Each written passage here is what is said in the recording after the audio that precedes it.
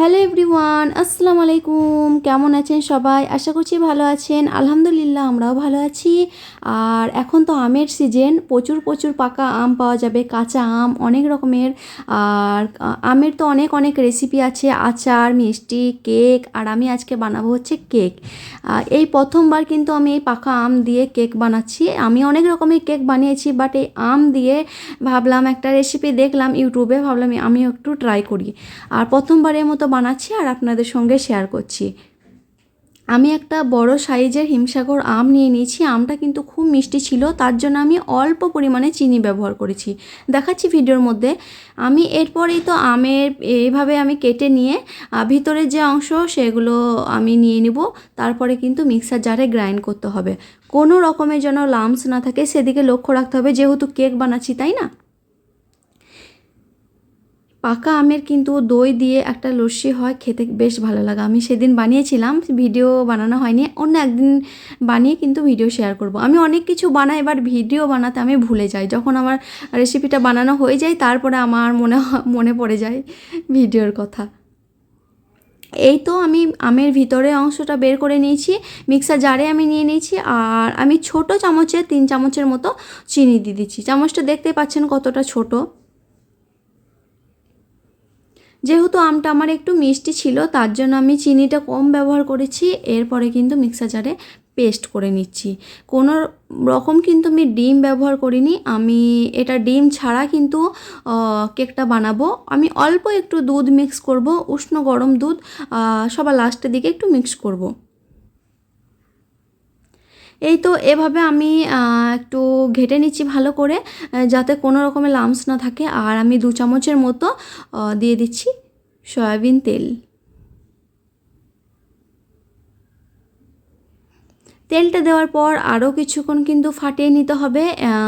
অনেক কিন্তু ফাটাতে হবে, নইলে কিন্তু কেকটা বেশ ভালো হবে না। সবার লাস্টের দিন কিন্তু আমি দিব হচ্ছে বেকিং পাউডার আর দিব বেকিং সোডা। এরপরে আমি এই তো 1 বাটির মতো ময়দা দিয়ে দিয়েছি। আপনারা চাইলে হেলদির জন্য কিন্তু আটাও ব্যবহার করতে পারেন। সেজা এই কেকটাকে আমি খাওয়াবো না সেজাকে। সেজাকে যেদিন আমি কেক খাওয়াই সেদিন আমি আটা ব্যবহার করি, সেদিন কিন্তু ময়দাটা আমি দিই না। এই তো দেখতেই পেলেন আমি অল্প 1 চামচের মতো দুধ মিক্স করলাম। এখন কিন্তু এভাবে আমি ফাটিয়ে নিচ্ছি।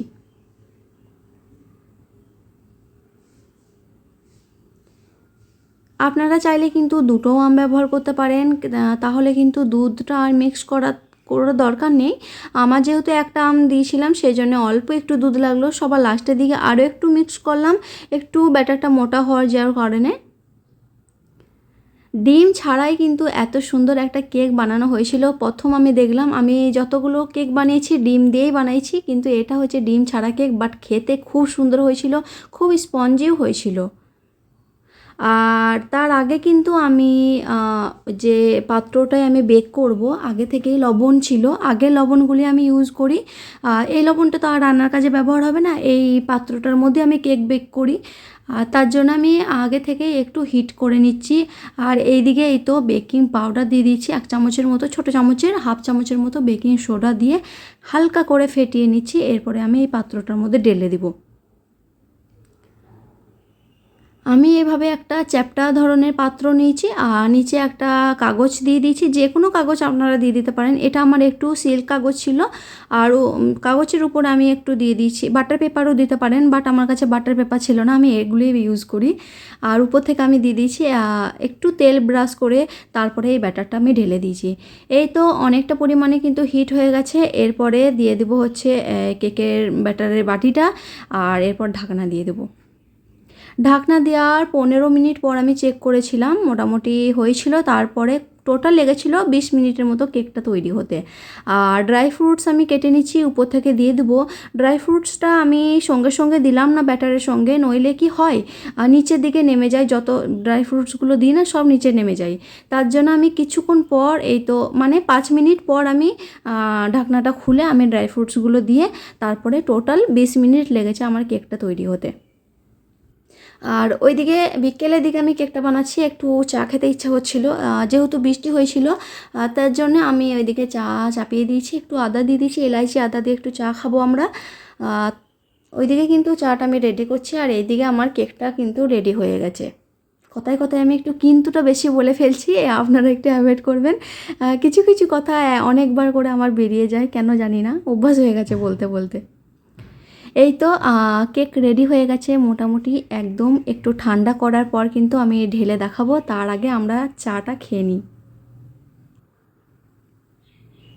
খুব গরম ছিল পাত্রটা, ঠান্ডা হওয়ার অপেক্ষায় আছি। আর এদিকেই তো চাও ফুটে উঠেছে, আমরা এখন চা খাবো বিস্কুট দিয়ে। একটা নতুন বিস্কুট আনা হয়েছে, খেতে কিন্তু খুব সুন্দর খেতে। বিস্কুটটা ক্যান্টিনে নেওয়া হয়েছিল, অন্যান্য ডাইজেস্টিভ বিস্কুটগুলো খাই, কিন্তু এই বিস্কুটটা খেতে খুব ভালো লেগেছিলো।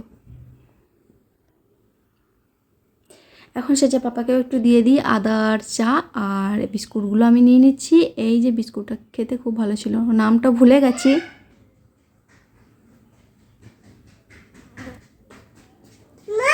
মাম্মা কি এসেছে? গাড়ি এসেছে? কিসের? ব্রেডের? ওকে ওকে। এই তো এখন আমরা সবাই মিলে চা খাওয়া হয়ে গেছে। আর এই তো কেকটা কিন্তু আমার ঠান্ডা হয়ে গেছে, আমি এখন ঢেলে দেখাচ্ছি কেকটা কতটা স্পঞ্জি হয়েছিল, কতটা সুস্বাদু হয়েছিল সেটা তো বোঝাতে পারবো না, বাট স্পঞ্জি হয়েছিল খুবই, খেতে অনেক মজা হয়েছিল। ঠান্ডা হয়ে গেছে, আমি ভিতরে যে কাগজটা ছিল সেটাও ছাড়িয়ে নিচ্ছি। এই যে নিচেটা দেখাচ্ছি, নিচেটা কিন্তু একটু ব্রাউন কালারের হয়েছে, পুড়ে যায়নি কিন্তু, বাট ব্রাউন হয়েছে। এখন আমি কাটছি কেকটা।